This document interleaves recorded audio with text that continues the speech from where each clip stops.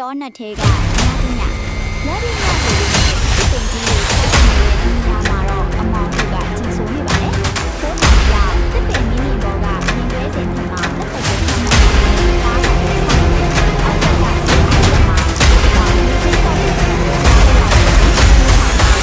သူမီးတနက်ကိုအตาရချိန်ရွယ်လိုက်ပါတယ်။ဒီမှာကတော့တစ်ခုလုံးကို